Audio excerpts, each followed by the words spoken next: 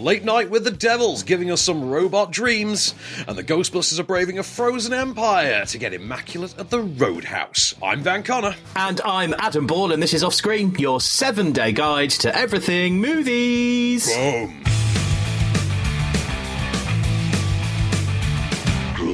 Welcome back to Offscreen then. Another week and another show full of movies to talk about. We've got 5 this week. So we're going to talk about Ghostbusters, Frozen Empire. We're going to talk about Roadhouse, Robot Dreams.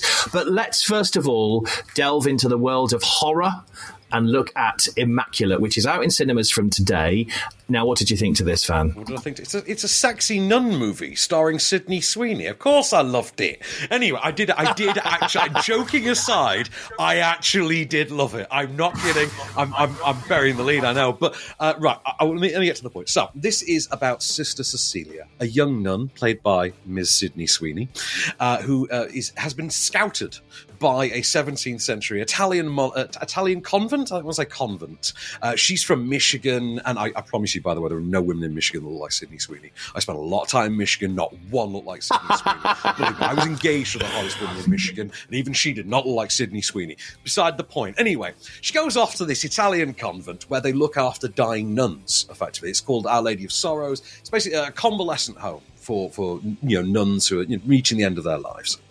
No sooner has she arrived there, however, and taken her vows, than she starts to feel a bit iffy about this place. She starts to think, something's not quite right. It's a bit creepy. I mean, shock horror, it's a 17th century Italian convent, so it's not going to be the most... It's not going to look like a Premier Inn, is it? She soon, however, finds herself mysteriously pregnant. Hence the clever title, Immaculate. Yes, and she is, in fact, it's an immaculate conception. She is giving birth to a new saviour. Have a listen. Like I say, all is not right in the state of Italy. I promise to carry myself with grace because I want nothing more than to belong here. I'm afraid I've already messed things up. I'm sorry for these. Your Eminence?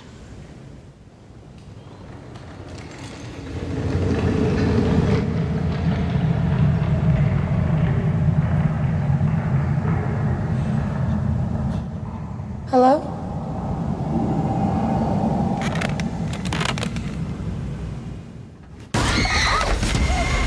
Wow, I mean, the question I was going to ask then, Van, is are there jumpy bits? But I think that's answered my question straight off. It sounds like a really intriguing movie, actually. Did they call the baby Jesus? I'm not even going to go into that. I'm just going to tell you to watch the film, because for one thing, it's brilliant. Right, it's only, admittedly, right, it's only a 4-star movie, right? It's a brilliant time. It's a 4-star movie, right? Of which it's basically a 3-star Rosemary's Baby riff, and then you get an extra star because Sydney Sweeney's so damn good in it. And believe me, star-making, I mean, she's already a star, but this would be a star-making turn if this was like her first film. You know what I mean? One of the earlier ones. This is a very nice palate cleanser after the absolute, I don't want to say the S show word that was Madame Web. But, yeah, this is really well done. So this is directed by Michael Mohan, who Sydney Sweeney had, I think, starred in his previous film, The Voyeurs, with Justice Smith, which is, I think, pretty decent. A mate of mine interviewed him for that, actually. And so you get that reunion, but this is a cut above. This has got slickness, it's got style, it's got scares, but it's got immense production value. It's got a great sense of tone, atmosphere. And then, when they give you that reveal, and no spoilers, obviously no spoilers, but when they give you the reveal of what's really going on in this thing, oh my God. Right, I've heard some whoppers in my time. You hear some twist that you're just like, no, really? That's ridiculous. This one takes the Michael, sir. But you know what? I went with it and I had an absolute blast. It leads to a closing 20 minutes of a film that rank among some of the most fun I'm going to have on a cinema seat this year. Genuinely. It goes bonkers. I was at a different screening. I saw this Tuesday morning. It's like 10 a.m. Tuesday morning. I was sat at the cinema screen watching this. Later that afternoon, I ran into Mark Kermode. And he was going to a different screening of it later in the day. And I ran into him as I was coming out of one that we're reviewing next week. And I said, oh, hey, I was expecting you at Immaculate this morning. He goes, oh, no, I've just come out of this screening. I'm like, oh, okay, cool. He goes, oh, impressively bonkers, isn't it? I'm like, that's the term, isn't it? Impressively bonkers. I went with brilliantly nuts / delightfully nuts, and I'm happy to stick with that. But impressively bonkers was Mark's take, and I think he's the horror guy, and I defer to his judgment on that. But if you're a fan of movies if you like the Nun movies, actually, the Conjuring Nun movies, this is better than any of those. This is better than any of the Conjuring spin-off Nun movies. It owes a debt to... I mean, I'm going to give it anything. I say Rosemary's Baby is the obvious kind of touchstone in this. Like, there is that. There's a little bit of the movie Stigmata to it. If you remember Stigmata from 1999 with Patricia Arquette, where she was like... vaguely, yeah. She was like a hard drinking, hard partying club girl who then got the stigmata of Christ. It had like a hardcore dance trance rave soundtrack. This does not have that soundtrack, obviously, but it goes for a lot the same kind of beats at times, the same kind of jumps, the same kind of swerves, and more importantly, that same sense of really depraved tone and atmosphere. This is not for the faint-hearted. It is a really hard movie. It goes hard. It's rated 18. And I didn't even... Wow. When I actually went and checked that, I went, it's not a surprise in the slightest. I had just assumed. When I wrote our script for today and I put the age rating in, I put it in without checking. I'm like, it's got to be an 18. It's got to be. You check it, like, yeah, sure. Despite the fact that I think on the Parents Guide on IMDb, it has it listed as mild for sexual content and nudity. I'm like, I really wouldn't say that. It is a miracle that conservative America allowed this thing to get released in cinemas. Genuinely, I'm not going to say what that pertains to, but there is some stuff in here that I cannot fathom. The fact that Sydney Sweeney is meant to be this great religious actress, she comes from quite a religious background, and you signed off on starring in this, like, girl, hats off. Oh, I loved you before. I think you're amazing now. But this was a really great time with a great chilling horror romp. It's something I really want to watch again. It ties slightly into, I think, we've got the first Omen opening. Sorry, my studio door just creaked open at that moment, and I got a genuine shock. Oh, bad timing! Oh, that was timing. I just jumped. You can see the video of this. I literally had a little jump there. We've got the first Omen, the Omen prequel, out in like a month. And I'd be really tempted to double bill these two. Like, this will probably be on digital by then, I would imagine. But I would love to double bill these two movies that I can only imagine. So, check this out. If you like movies like Stigmata, The Nun, Rosemary's Baby, The Omen, look no further. And if you need any more proof that we actually do have a new star in Sydney Sweeney, I present to you Immaculate, of which the title, I think, just describes her for me as well. Look no further. This is a banger. Do check this out. I think the sales pitch here would be the quote, Van Connor, I'm surprised this was allowed to be shown in the States. That I would want to watch it just from that. I really am. I am gobsmacked. The conservative America genuinely hasn't kicked up a fuss that this movie exists. This seems like the kind of thing Twitter usually gets set on fire because of. And no, it's gone without. Well, there's still time for Twitter to be set on fire when people start watching it, I suppose. But you've drawn me in. I want to watch this. Immaculate. It's in cinemas from today. Right, double bill next. We're going to look at Late Night with the Devil and Robot Dreams. Stay right where you are. We'll be back on Off Screen.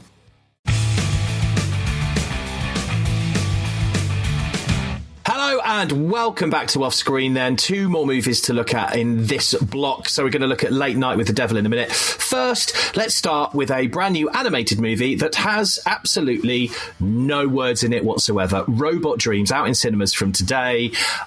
So Van, what is this all about, and how on earth have they done this without any words, without any speech? They've obviously done it well, because this was the only film I didn't get to see ahead of the Oscars. This was nominated for Best Animated Feature. It didn't win, obviously. That went to The Boy and the Heron, the new Miyazaki movie. or the latest Miyazaki movie. This is based on the graphic novel of the same name, or I think a comic series or graphic novel, I'm not sure which one it is, by Sarah Varon. I think it might be French.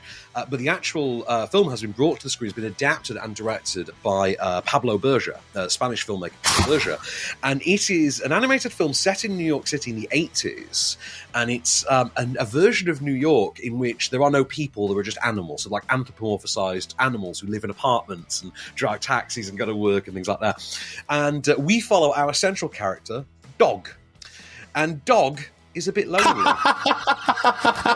Such an unusual name. Yeah. And his neighbours are Chicken and Cat as well. So they have names like that. Yeah. So weirdly, there is a character you meet later on who has like a human name, which is kind of like just weird and throws you off. But anyway, beside the point. Dog is a bit lonely, and he sees an advert on TV one day for a robot companion to like keep you company and be your friend, and he orders one. And I'm saying here, I'm assuming gender. I presume Dog is male. Actually, no, there are certain visual clues that very much signify that Dog was male. Dog orders himself a robot. I'm going to keep saying he, just for the hell of it. Orders himself a robot with whom he immediately bonds, and who bonds with him, and they become the best of friends. They just hang out. They bond over their shared love of disco music, particularly the song September by Earth, Wind and Fire, which is used...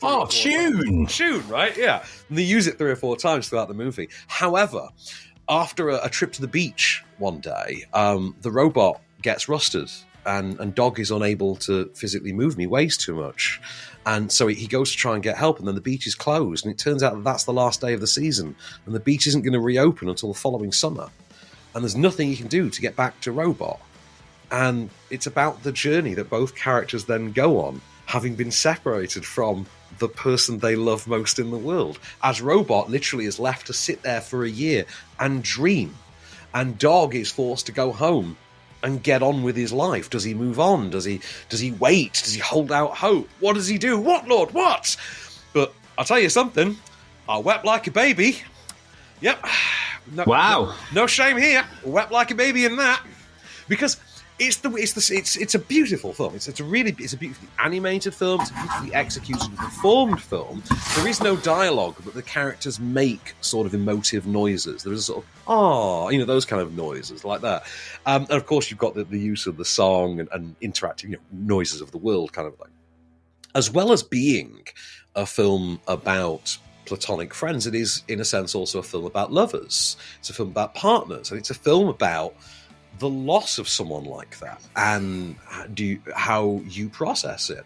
Do you move on? Do you do nothing? Do you replace them? What do you do? How do things work going forward? And to see this done in this just absolutely adorable, beautifully pulled off, very child-friendly film as well, because I think I recommend it to you. You should absolutely put this on. You've got the kids this weekend, haven't you? So put this on. And so I've got a link for you. Put this on. They're gonna love it, and I think you will as well, because it's the style of animation as well skews quite young, but it's quite high value for what it is. So it has the look of sort of like an iPad game, but it's quite obviously been quite expensively made as well. There's a lot of class to it. It doesn't feel cheap. It feels like quite lavish and quite well done. Just genuinely lovely movie. I say it's called Robot Dreams. It's in cinemas from today. You've got a screening link. You absolutely need to just get the whole family to watch this, and I guarantee you're going to cry. I promise you're going to text me. You're going to text me on Sunday, cussing me out for making you cry in front of the missus. You absolutely are. I can tell. Mate, becoming a dad is the most emotional thing in the world. I cry when I drop a bit of toast on the floor these days, so this is literally going to send me over the edge, I'm sure. But brilliant. I mean, it sounds like a great one. Robot Dreams in cinemas from today. Okay, our next one, Late Night with the Devil. I know absolutely nothing about this, apart from it's likely to be a horror, so talk to me. Yeah, Late Night with the Devil, new movie from Cameron and Colin Cairns, starring my boy David Dastmalchian.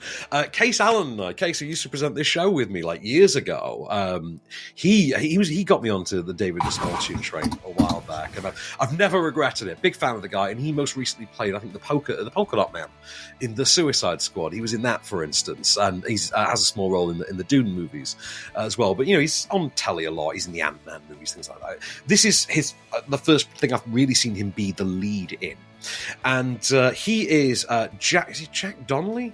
Jack Delroy. Jack Delroy. Jack Delroy is a late-night talk show host in the US in the 1970s.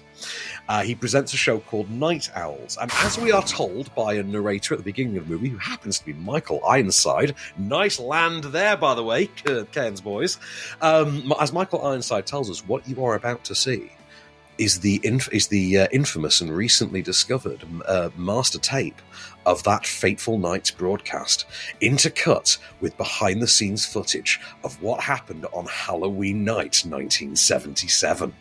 And it turns out that on Halloween night 1977, a struggling talk show host, our boy Delroy, I did a Jetsons reference there, our boy Elroy, completely by accident. That was not intentional. His boy Elroy. Our boy Delroy, in this case, decided, because it was Halloween and he needed to get the ratings up, that he was going to get a famous psychic, a famous skeptic, and an up-and-coming parapsychologist that he was getting close to onto the show, only for said parapsychologist to bring her client along with her, a young woman who claims to be possessed by a demon. As you'll hear here. He kind of wriggles his way inside my head, and then he wriggles his way out. But with June's help, you are able to control him. June says that everyone has a demon inside them, but we can't always control them, can we? Gus, time is... I got it, Jack. It's just a matter of...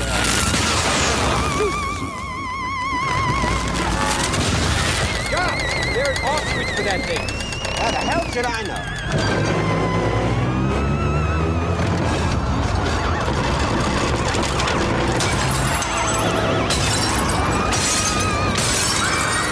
I should probably be scared with that sound effect in the music, but it just reminds me of Button Moon from when I was a kid for some reason. It's just got that same sort of vibe to it. I've just been watching the trailer on mute as you've been talking, and actually, I think they've been really clever with some of the camera shots. Yeah, the look of it is looked and staged and filtered to look like a 1970s TV broadcast. It has that feel as well. They don't really ever break with it. Even when they cut to the behind-the-scenes bit, so whenever the show goes to commercial, for instance, we then get the behind-the-scenes of the host kind of dealing with, oh my God, what's actually going on here? It feels like a classic Stephen King novella. It's a completely original creation, but it has the feel of a different season's Needful Things, kind of a Stephen King novella, like Quitter's Inc. or something like that. And brilliant. That was something that, say, I'm making the connection with Stephen King. David Dastmalchian was in The Boogeyman last year. He's the original character from the novella The Boogeyman, which if you've not seen, by the way, great horror movie. This is an absolute banger. I absolutely love this. I was sold on the trailer alone anyway, and when I got the chance to actually sit and watch this, what a ride! It's very much, it has the feel of say, a classic Stephen King novella, perhaps a Twilight Zone episode. Like, if you think about like the 60s or even the 80s Twilight Zone episodes, something like that. But it's all about that aesthetic, it's all about that tone, and it's all about a really captivating performance from Dastmalchian. He's on fire here. And he manages to run the gamut from being the quintessential, like, I'm chasing the Johnny Cochran train talk show host. Johnny Cochran? It's Johnny Cochran, isn't it? Johnny Cochran? I think it's Johnny Cochran. I can't remember. A talk show host train, down to, just being a man scared at what is actually going on around him. And as the reveals start to mount, as it all comes to a head, it gets really effective. It's a strangely good week for horror movies this week. And I know that a lot of people are going to flock to see Immaculate, but, if it's full or you just fancy doing something different, definitely check out Late Night with the Devil. If you're a fan of Stephen King, it's unmissable stuff, like, say, Twilight Zone guys. If you like The Boogeyman, definitely Late Night with the Devil. There you go. It is weird that all these horror movies are coming out. You'd think it was like nearly October, wouldn't you? But it's, got you know, but it's in not. Halloween last year as well. Yeah, you're right. Yeah, this is like 6 months too late. But if you want to make your own mind up, as Van said, in cinemas from today, Late Night with the Devil. Okay, still to come, the brand new Ghostbusters Frozen Empire, and next we're going to look at Roadhouse. Stay there. Now it's time for a segment we like to call Off-Screen Pays the Bills. Hey, Adam. Hey, Van. So, what's going on? Hey, nothing going on but the rent, you know how it is. So it's a big thanks to our sponsors this week at the Art of Manliness podcast.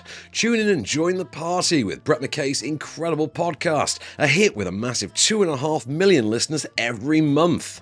It's your passport to a world of fascinating insights from experts across the globe, covering everything from self-improvement and philosophy to practical skills, history, and beyond, with episodes touching on health and fitness, navigating family dynamics, mental health, and more.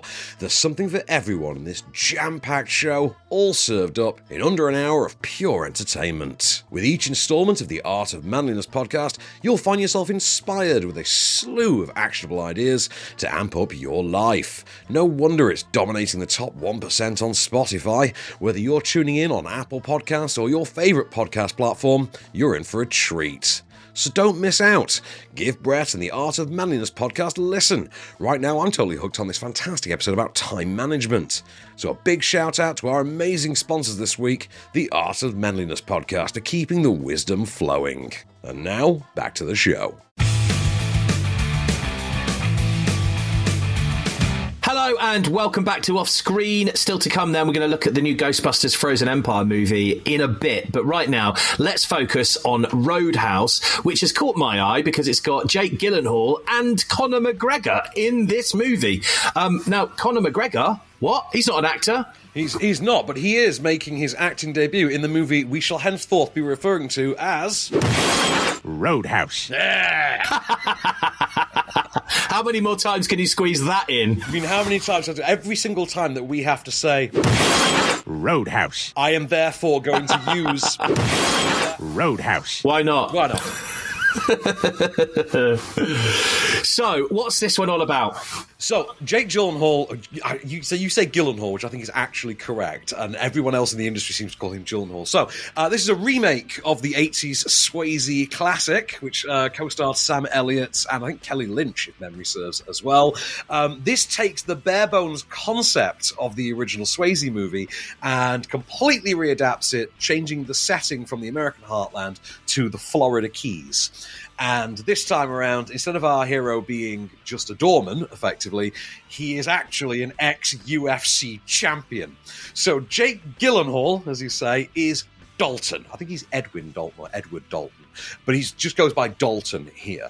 An ex-UFC fighter who has basically been disgraced for getting a bit too aggressive on a friend of his in the octagon, and is now basically making a living, basically doing sort of scam fights or hustle fights or cheap throwaway fights in which he's winning because people are just scared of him for his reputation. They get in the ring with him, realise who they're fighting, and then get terrified. You know, he's basically a pay-to-fight kind of a scheme.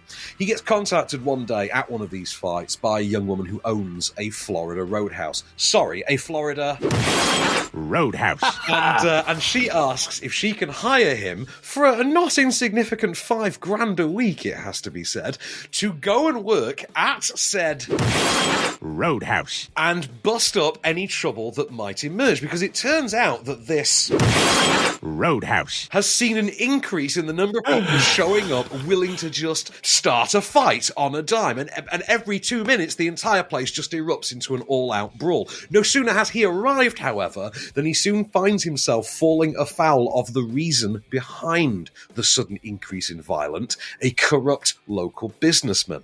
Said businessman soon takes issue with Dalton being introduced into the mix and hires some goons of his own, namely one Mr. Conor McGregor, who shows up looking like the average Brit on holiday in Tenerife, snarling, menacing, stealing cars, driving through people, driving through things, and he then proceeds to lay waste to everyone in sight, all in the name of getting Dalton to abandon the Roadhouse and leave it to his boss. Have a listen to the clip. A friend of mine suggested I come talk to you. I own a roadhouse out in the Florida Keys. Lately, it's been attracting the wrong clientele. I can pay you good money. Judging by your car, you need that. Well, I like my car. Think about it. I know who you are. Elwood Dalton. Big fan, man. That guy's got a knife under his shirt. You just take a big step back and pop me in the face. You can do it. Tell me about this fountain. Yeah, it's all nice, like he's Mr. Rogers or something, but then he'll haul off. Really interesting guy, overall. Do you know, watching the trailer to this on mute, I may add, I've not seen it before today. Just face. Watching it on mute, well, I can see how much effort McGregor is putting into this. I mean, without even hearing it, I just seen him nut somebody. I mean, it's incredible. Right, it's really, really brutal. Like, this movie goes really hard on the fights, on the fight scenes, and the violence of it. And like you say, I was watching your face as you were clearly like looking at the video, yeah. and I could see your responses, just your visceral muted, because obviously the mics were off, but I could actually physically see your face, and it was kind of hilarious. I knew you were watching the trailer instantly. How over the top Conor McGregor goes in that brutality that you just saw is one thing. The fact that they managed to make it vaguely plausible that Jake Gyllenhaal could beat the crap out of him is another. I mean, genuinely, I actually believe after this, be like, Jake Gyllenhaal could actually... Oh, okay, I'll buy that now. Fair. The guy, he is bulked up for this. He has gotten shredded. Like I say, the violence in this is so well staged. It's so hard to watch at times. There's not a single stick of furniture left unbroken by the time these two are done. And I will say as well, in terms of the casting of it, McGregor, first of all, amazing villain, McGregor. He's not actually even the main villain. He's the henchman. The actual main villain is Billy Magnuson, who, playing to his strengths, is playing a sleazy creep, and Billy Magnuson does sleazy creep very well. You've also got in there the likes of Daniela Melchior, for instance, as well. Joaquin de Almeida as her father, who's the local sheriff. But of course, it's Gyllenhaal's movie. It's his name above the poster, and he brings quite an interesting performance to this. What he's gone for is quite a deadpan, but quite kind of dry humour to it as well. And there's a lot, like, Swayze kind of mastered the very minor smirk throughout his version. This movie, though, just goes for a sense of humour entirely. Like, Gyllenhaal's Dalton is a funny guy. And the movie itself is a movie that you will find yourself laughing at about as often as you are wincing. It's ridiculous. Like, it is quite clearly Roadhouse for the Fast and Furious generation. But since I'm a card-carrying, very proud member of the Fast and Furious generation, as indeed are you, I can proudly say that I had absolutely no issue with that whatsoever. To be honest, as soon as you know that this is set in the Florida Keys, you kind of say to yourself, this is going to end up on a boat at some point, isn't it? And sure, they do. It makes no sense, but they do it because it's the Florida Keys. You got to, right? Loved it. I say it's on Prime of all things, and I think Amazon are absolute fools for not putting this in cinemas. Noticeably, there was some controversy. The director, Doug Liman, who's the guy that made Mr. and Mrs. Smith, Edge of Tomorrow, Swingers, Born Identity, Go, movies like that, he had threatened to boycott the premiere for it because of it not being put in cinemas. Gyllenhaal himself had less of an issue with it, but Liman would eventually relent and go to the premiere. And do you know what? Stand by this. I get your principles. That's fine. I agree with you. They are fools. But you know what? The movie speaks for itself. And anybody who sees this, I think, is going to agree with me. I would have merrily sat in the cinema seats watching that with my boys, with the big tub of popcorn, and I would have had an absolutely cracking night. Indeed, I had an absolutely cracking night on my couch. But, you know, I mean, to be fair, within 24 hours, I got to watch this version of Roadhouse, Immaculate, and Late Night with the Devil, and then the following morning I watched Robot Dreams. So I had the best 36 hours of film viewings you can imagine there. So like I say, this is on Prime. Do not sleep on this. Watch it immediately. It's great fun. It's not like an academically great movie because you can kind of predict it, obviously, and it's a remake, so if you've seen the original, you obviously know where it's going to go, but what a ride. What a good time. It kind of weirdly sets itself up for a sequel. I would be happy for that. I would be happy if the next one was Boathouse, or or Hen House, or Farmhouse, any house, Bathhouse. Do Bathhouse. Jake Gyllenhaal's the bouncer in a bathhouse. That's the movie I'd watch. Give me that sequel. Brilliant. Well, if you want to watch it, from the trailer that I've seen, you definitely do want to watch this. It's on Prime Video. Now, it came out yesterday, so you can watch it this weekend if you fancy. Right, one last ride to come. We're going to look at the new Ghostbusters Frozen Empire in just a minute. Stay there.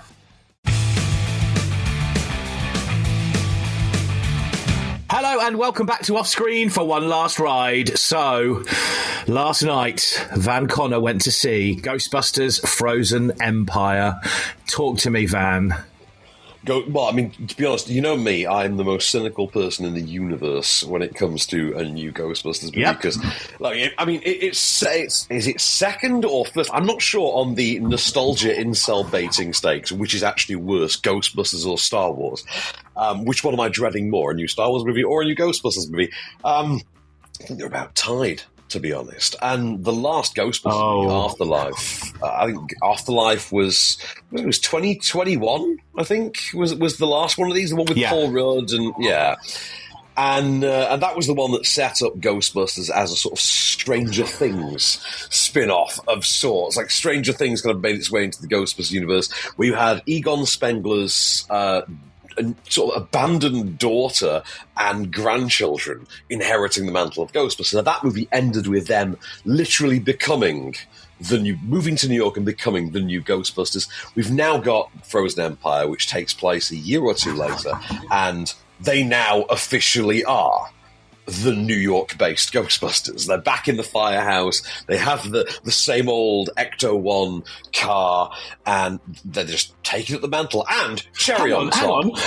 So they've got the same car, as in it's the same age, it's not been renewed, it's not a new version, nothing. It's exactly the same. It's exactly the same car, and it runs about as well. They've made some modifications. They've added like a drone, and they've added like an RC car, ghost trap, etc. But it's the same car because it dies every 2 minutes. You know, so it's clearly the same car. And you get to see there's moments like Paul Rudd driving it, like having a bit of a geeky jolly.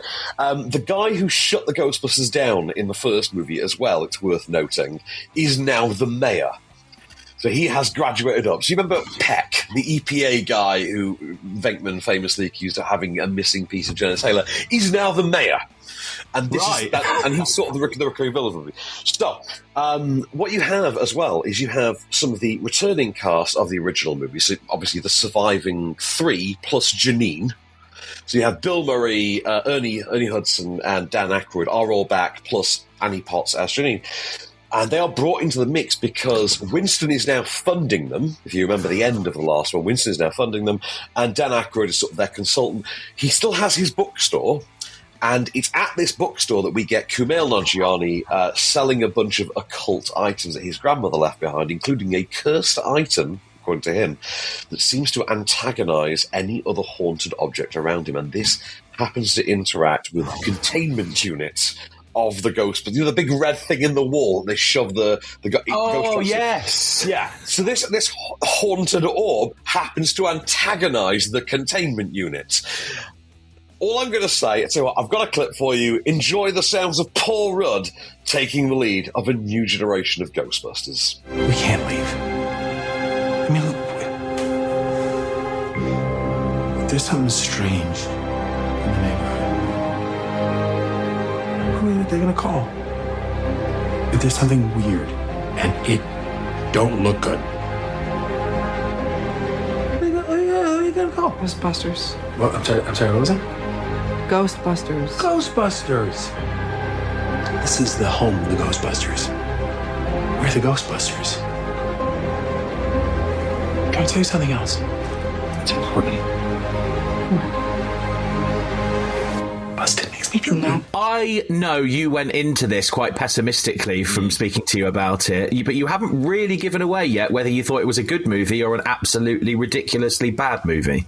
I am going to absolutely, because the reviews on this have been really sniffy. It has the lowest Rotten Tomatoes score, critic score, of any Ghostbusters movie. I think it's about 44%, which is the lowest, lower even than the 2016 female-led reboot. I'm going to absolutely defy convention and tell you I had a great time with this. I really had it. It's not an amazing movie, like it's not a 5-star original movie, but I sat and I watched this with my friend producer Stuart Armour from TalkSport. And he is a Ghostbusters fanatic, and he and I had a few moments here and there through the movie. I'm like, oh my God, they're doing their thing. And it worked. It actually really works. It's nice to see a Ghostbusters movie that actually does something different plot-wise, because we've had 5 of these and 3 do have the same plot. Like, I'm sorry, like, that is academic. 3 out of 5 Ghostbusters movies have the exact same storylines. This is one of the 2 that doesn't. And Ghostbusters 2 is the only other one. So, and which is a movie I will defend.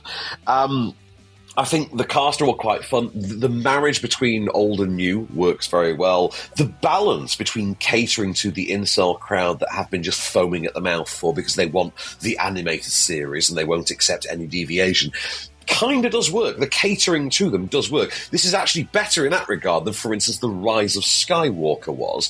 Visual effects, obviously great. Gil Keenan's direction works very well. There's something different there. The script is sharp. It does interesting things. And did something I didn't expect. James Acaster. Yeah, our comedian. British comedian James Acaster is a Ghostbuster. Not in the traditional sense, but he's part of the Ghostbusting team. This is the first time I've ever seen the man act, and he's really fun. It really works. But the MVP is obviously McKenna Grace, who was Phoebe, was Egon's granddaughter in the last movie, is the heir apparent in this one, and she's got it. It works. It works very, very well. I think on the nostalgia level, there's more than enough to satiate the fans. As I've just demonstrated, there is enough in terms of new material, new fertile ground covered that works for people like myself who are kind of sick of seeing the same old again. I will say, do not leave the cinema the second the credits start rolling. You only have to wait about 30 seconds. It's not like a post-credits. You only have to wait about 30 seconds, but there is something in the credits, and it's good fun. And most importantly, it's funny. It is funny. Zara and I sat and watched this and laughed quite a few times. And I think it's got the zingers, it's got the gags. It's not got a soundtrack for now. I'm not even single. That was going to be my next question. I was going to say, what was the soundtrack like? Because normally they're pretty good with soundtracks in these. There is a notable inclusion of the original Ray Parker Jr. song, but it's done as a sort of kitschy YouTube gag when they're like looking at the Ghostbusters on YouTube and they show you like the old adverts and the music video. They actually have the music video from the 80s with the Ghostbusters and Ray Parker where they do the dance, the dance down the street, Times Square that they do. They do that. That's good. I had really good fun with this. We had an intro by the director beforehand. Alex brought him out before. I ran into Alex Zane outside, and he brought the director out. It was a good time. I do not, for the life of me, understand how you can give great reviews to Afterlife and then be sniffy at this. Because for one thing, I think this is an infinitely better movie than Afterlife was. I think it's a better movie than the female-led reboot was, but that's nothing to do with the incel nonsense of it all. But I think it was really, really good fun. I think it's something you would enjoy. I don't think you'd be disappointed at all. And to be quite frank, I look forward to seeing it again. Oh, there we go. I mean, it's nice to hear you say that because you were quite pessimistic about the whole thing when I spoke to you last. Sniffy as hell. Sniffy as hell. Hands up, sniffy as hell. Well, at least you can admit when you're wrong, which, that's good. It's good to hear. I live to be wrong, my friend. Brilliant. Well, if you want to check it out, Ghostbusters Frozen Empire is out in cinemas from today, March the 22nd, to go and check it out. Let's just quickly look at next week then, Van. What have we got? Silver Haze. Don't know anything about this. I'll be honest with you, I did when we originally wrote the script, but thanks to Ghostbusters, I've now forgotten. But Silver Haze is, in fact, out next week. I can tell you Drift next week is a new movie starring Cynthia Erivo about a young Liberian woman sort of escaping her past in Greece, striking up a friendship with Alia Shawkat. I saw this on Tuesday, along with Ryuichi Sakamoto, Opus, which is the final performance of the late great composer Ryuichi Sakamoto. Very much a unique thing. I think as a musician, you'd be very interested in that. The Origin of Evil, which I think is a French thriller, like an identity theft thriller, which seems quite intriguing. That is next week, but most importantly next week, and I cannot wait for this one.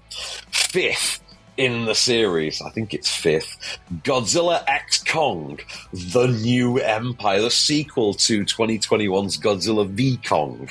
So Godzilla v Kong, Godzilla x Kong. See what they did there? Quite clever. I'll give them that one. This one looks quite... You can see the ads everywhere for this at the moment. But yeah, Godzilla x Kong, we are back in the Monsterverse. It's the first one of these since the Monarch Legacy of Monsters show. We'll look forward to all of those next week, of course. That is all we have time for this week on Offscreen. We'll be back next week. Until then, I've been Adam Ball. I've been Van Connor, and we shall return.